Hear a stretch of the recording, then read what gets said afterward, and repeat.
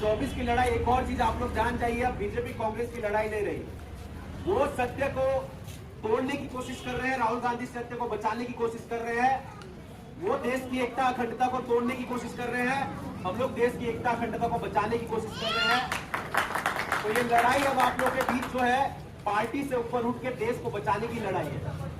और आप सभी को पता होगा कि 14 जनवरी से आप लोग सब ध्यान दीजिएगा, आप लोगों से एक गुजारिश करूंगा मैं, 14 जनवरी से भारत जोड़ो न्याय यात्रा शुरू होने वाला है। जो भारत जोड़ो यात्रा पार्ट 2 कहा जा रहा है राहुल जी का, जो मणिपुर से चल के मुंबई तक जाएगा, 15 राज्यों से यात्रा गुजरेगी और करीब करीब 100 लोकसभा सीट ये यात्रा टच करेगी। एक आखिरी दाव राहुल जी खेलने जा रहे हैं भारत को बचाने के लिए।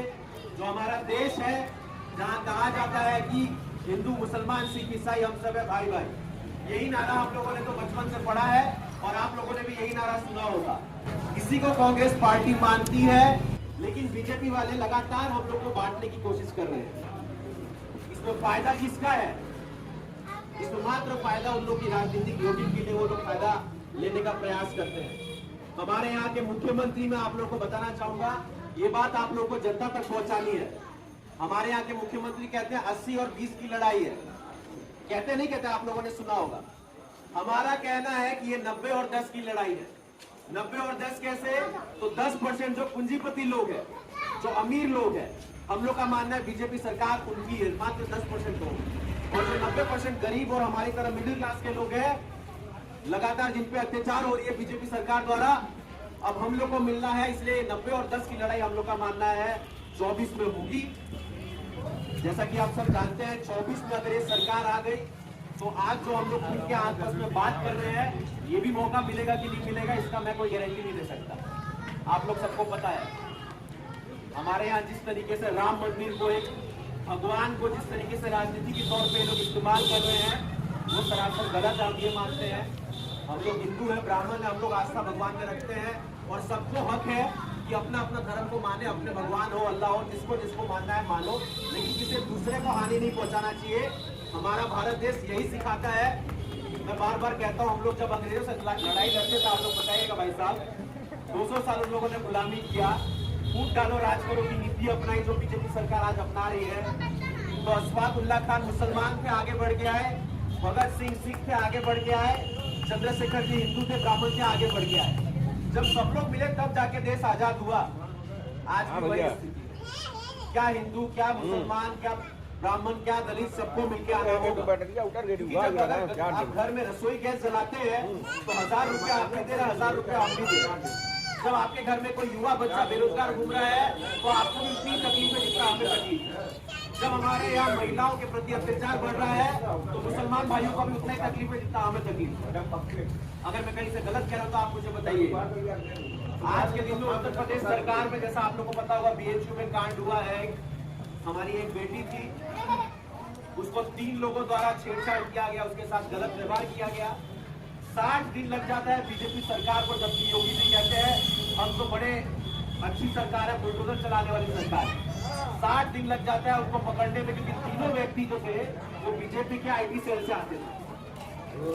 इसमें आप लोगों ने ना योगी जी से कुछ सुना, ना मोदी जी से कुछ सुना, और मोदी जी घूम घूम के कहते हैं कि हम बेटी बचाओ और बेटी पढ़ाओ का नारा लगाते हैं। लेकिन उत्तर प्रदेश में आज के दिन में सबसे ज्यादा महिलाओं का प्रति अत्याचार है तो उत्तर प्रदेश में हो रहा है। देश का 15% जो महिलाओं के प्रति अत्याचार है वो उत्तर प्रदेश में हो रहा है। और इसी को लेकर पूरे उत्तर प्रदेश में कल कांग्रेस पार्टी धरना प्रदर्शन करेगी और ज्ञापन देने का काम करेगी DM को, कि जो BHU में कांड हुआ है उसके तहत जल्द से जल्द आरोपियों को सजा हो और उनके घर पे बुलडोजर। आप लोगों से मैंने बात पता चला, जो यहाँ बुनकर भाइयों की आप लोगों का जो मुख्य रूप से काम है, जो पीढ़ी दो पीढ़ी ये काम चला आ रहा है, उसकी समस्या है। यहाँ पे लाइट की समस्या है, और जो प्रति रूम जो आप लोगों का पहले 70-75 रुपया आप लोगों को लगता था, आज के दिन में 400 रुपए के ऊपर चले गया है। और ये आप लोग की तकलीफ नहीं है। मैं झांसी में था, वहाँ हिंदू समाज से आते हैं जो बुनकर का काम कर रहे हैं, उनकी भी ये समस्या है। तो किसी एक प्रति वर्ग की समस्या नहीं है। ये योगी सरकार का मानना है कि जो छोटे व्यापारी है, छोटा मोटा अपना कुछ काम करके अपना रोजी रोटी चलाते हैं, उनको समाप्त किया जाए। ताकि जो पूंजीपति लोग हैं उन्हीं लोग हर जगह पे कब्जा बना के बैठे रहे। तो जो बुनकरों का समाज है, जो 18 से 20% उत्तर प्रदेश में, ये सबकी समस्या है। और यहाँ मऊ में होने के नाते आप लोगों से मैं एक बात जरूर आश्वासन देना चाहूंगा। लाइट की जो समस्या है, यहाँ आप लोगों को परेशानी की जाती है, हमारे यहाँ के अध्यक्ष इंतजार जी से मैं जरूर बात करूंगा इस मुद्दे पे, और उनको कहूंगा कि ज्ञापन देने का काम कीजिए और घेराव कीजिए, कम से कम कुछ यहाँ पे सहूलियत दिया जाए। जो सरकार द्वारा आप लोगों को प्रसारित किया जा रहा है जबरदस्ती, वो कम से कम ना हो। और आप लोगों से मैं एक चीज गुजारिश करने आया हूँ, उत्तर प्रदेश में मैं सारे 75 जिले में होके आया हूँ। 190 दिन से मैं आप लोगों के बीच इसी प्रकार से छोटी छोटी मीटिंग करता हूँ। छोटी मीटिंग इसलिए करते हैं कि आप लोगों से एक संवाद हो सके और आप लोग हम लोग की बात को समझे और हम लोग को आगे बढ़ाए। क्योंकि 35 साल से आप लोगों ने कांग्रेस को मौका नहीं दिया उत्तर प्रदेश में, और कांग्रेस को मौका नहीं दिया, लेकिन स्थिति हमारे यहाँ आज के दिन में देख लीजिए क्या है। बसपा को आपने ट्राई कर लिया, सपा और बसपा तीनों को देख लिया। सबसे बड़ा प्रश्न होना चाहिए, वर्ग जितने खड़े हैं यहाँ, क्या कारण है कि आप लोग को नौकरी के लिए दिल्ली, कलकत्ता, मुंबई भागना पड़ रहा है? जाना पड़ रहा है, नहीं जाना पड़ रहा? मऊ में क्या आप लोग के पास जमीन नहीं है? क्या आप लोग यहाँ कंपनी नहीं लगा सकते? ये प्रश्न हम लोग का होना चाहिए। और सरकार किसी की भी हो, हमसे ये उनसे प्रश्न पूछेंगे कि हमारे बच्चों को आप जिले में नौकरी दीजिए। सबसे प्रमुख प्रश्न हमारा ये होना चाहिए। मेरी पढ़ाई लिखाई गुजरात में हुई है, वहाँ बाबूजी 6 करोड़ की जनसंख्या है, लेकिन अनेकों कंपनियां हैं। यहाँ से यूपी बिहार से कई लोग जाके वहाँ नौकरियां कर रहे हैं। हम लोग मजबूर हो जाते हैं, हम लोग को घर परिवार छोड़ के नौकरी करने बाहर जाना पड़ता है। मैं हर जगह एक ही चीज कहता हूँ कि इंसान के जीवन की 3 मूलभूत सुविधाएं होती है। बच्चों को शिक्षा दे दो, युवा को रोजगार दे दो, और बड़े बुजुर्गों को स्वास्थ्य और चिकित्सालय की सुविधा दे दो। ये 3 चीज दे दो, इंसान की जीवन आसान हो जाती है। और ये तीनों चीजों के लिए हम सरकार को चुन के ले आते हैं। और बीजेपी सरकार शिक्षा पे 18% जीएसटी लगा रखी है। आप सबको पता है, पहली बार देश के आजाद होने के बाद शिक्षा पे टैक्स दिया जा रहा है। 100 रुपए पे 18 रुपए आपसे बीजेपी सरकार ले रही है। आप अपने बच्चों का कॉपी किताब खरीद रहे हैं, स्कूल का फीस दे रहे हैं, 18 रुपए सीधे सरकार के पॉकेट में दे रहे हैं। आज से पहले ऐसा कभी नहीं हुआ। लोग कहते हैं कांग्रेस ने क्या किया, कांग्रेस भी करती थी। तो कांग्रेस को मैं आप लोगों को याद दिलाता हूँ, 1984 में जब राजीव गांधी प्रधानमंत्री थे, नवोदय विद्यालय का नाम आप लोगों ने सुना होगा, जहाँ 6वीं से 12वीं तक की मुफ्त शिक्षा, मुफ्त कॉपी किताब, मुफ्त रहने का वहाँ सुविधा, ये सब कांग्रेस की देन है। 2006 में नरेगा आप लोग के बीच आप लोगों ने सुना होगा, गांव-गांव में जो है आप लोगों को जो भी रोजगार दिया जा सके वो रोजगार देने का काम सोनिया गांधी मैडम ने किया। 2006 में नरेगा आप लोग के बीच लेके आई।